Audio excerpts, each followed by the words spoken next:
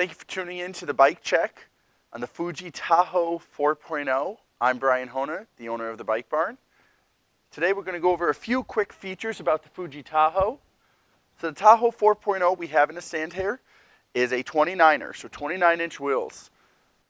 Equipped with a Shimano Dior drivetrain, this bicycle is priced in at $1,579 MSRP. Really solid bike. I personally ride the model up from this. Slightly better components, but unbelievable ride. Very fast, very smooth, very efficient riding bicycle. Few key specs to point out here on the Tahoe. Tahoe's equipped with Tektro Draco brakes. Got a 6-inch rear rotor, 7-inch front rotor, so plenty of stopping power.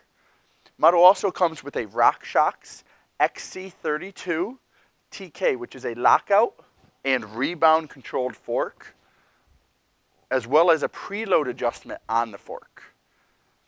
With the cockpit driven by Fuji's oval component line and a seat post, very strong, very light parts. A couple cool things on the frames to look at. It's a hydroformed custom butted tubing set with a power curve down tube.